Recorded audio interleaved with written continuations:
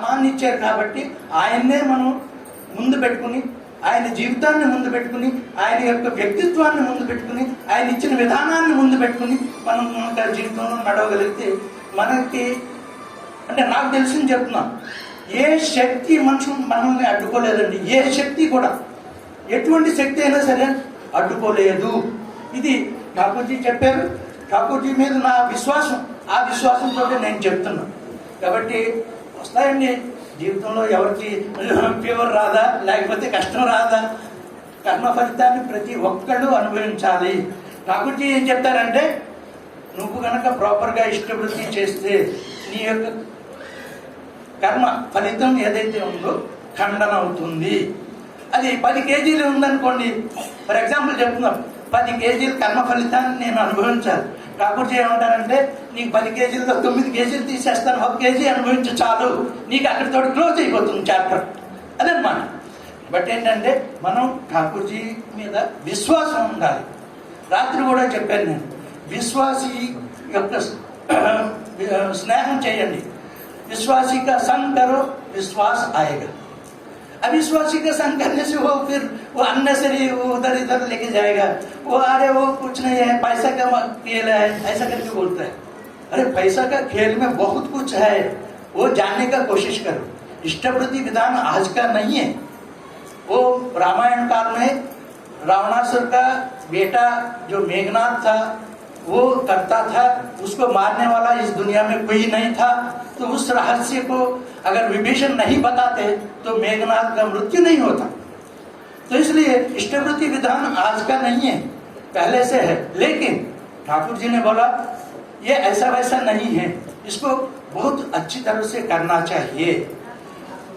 ये इसके पीछे क्या है అంటే దీని వెనక ఉన్న కథ ఏంటి అంటే, ఠాకూర్జీ చెప్పింది, నువ్వు గనక నన్ను స్వీకరించి నీ హృదయంలో పెట్టుకుని, నీ ఇంటిలో పెట్టుకుని, నన్ను ఒక పెద్దగా పోషిస్తే కనుక నీ అన్ని పనులు నేను చూసుకుంటాను. నువ్వు నాకు వదిలే, నేను డ్రైవ్ చేస్తాను, నేను నీకు ఏ కష్టం రాకుండా చూసుకుంటానని ఠాకూర్జీ చేతి మరి చెప్పారు. ఒక విషయం చెప్తానండి. ఇందాక దాదా చెప్పిన దాంట్లో జ్యోతిష్ శాస్త్రం, పామిస్ట్రీ గురించి దాదా మాట్లాడారు కదా.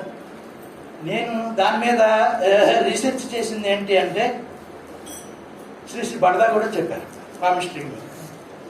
పామిస్ట్రీలో ఈ రేఖలు ఉంటాయండి, జీవన్ రేఖ, మస్తిష్క రేఖ, హృదయ రేఖ, ఇవన్నీ ఉంటాయి.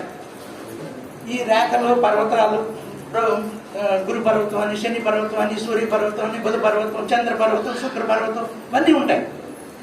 కానీ ఎవరైతే ఠాకూర్జీని స్వీకరించి ప్రాపర్గా ఇష్టవృత్తి చేస్తారో, నామం చేస్తారో, వాళ్ళ రేఖలు యొక్క డైరెక్షన్ మారుతుందండి.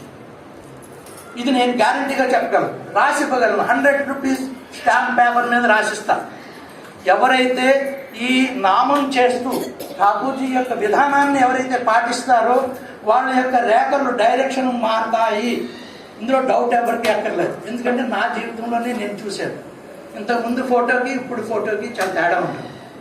కాబట్టి ఎప్పుడైతే రేఖలు మారుతాయో ఆటోమేటిక్గా మన విధి మారుతుంది. విధి ఎప్పుడైతే మారుతుందో ఆటోమేటిక్ ఆ చేంజెస్, దాన్నే మనం మహిమలు అని పిలుస్తాం, మిరాకిల్స్ అని పిలుస్తాం. కాబట్టి మిరాకిల్స్ సో హ్యాపెన్.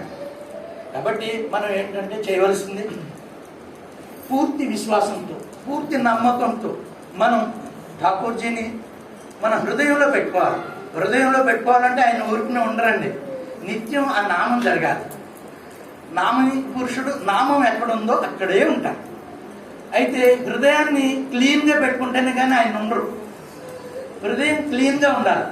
క్లీన్గా ఉండాలి అంటే సదాచారాన్ని పాటించాలి. సదాచారం పెద్ద కష్టమైందేం కాదు. మేము అసదాచారంగా ఉండి సదాచారాలు అయ్యాం. కాబట్టి ఠాకూర్జీ చెప్పిన విధానాన్ని కనుక మనం పాటించి, సదాచారాన్ని కనుక పాటించి, నామాన్ని చేస్తూ, విధానాన్ని కనుక ప్రాపర్గా చేస్తే, ఇష్టవృత్తి చేస్తే మన భవిష్యత్తు ఉజ్వలం అవుతుంది. ఠాకూర్జీ కోరుకునేది కూడా అదే. మన యొక్క మంచి కోరుకుంటున్నారు. ప్రతి ఒక్కడు ఆనందాన్ని అనుభవించాలి, ప్రకృతి ఆనందాన్ని అనుభవించాలని ఠాకూర్జీ పదే పదే కోరుకున్నారు. ఎవరి కష్టం కూడా ఆయన ఎవరికి కష్టం వచ్చినా ఆయన పాపం చాలా బాధపడేవారు.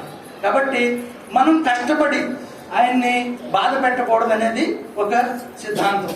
కాబట్టి మనం నిరంతరం ఆనందంగా ఉంటూ ఇలాగే ప్రతి సంవత్సరం ప్రభు యొక్క జన్మదినం జన్మతిథి మనం చేసుకుంటూ దేవుగారికి వెళ్ళి వస్తూ ఆచార్య దేవుల యొక్క ఒక ఆదేశాన్ని పాటిస్తూ ముందుకు నడవాలని కోరుతున్నాను. సర్వే జన సుఖ్న.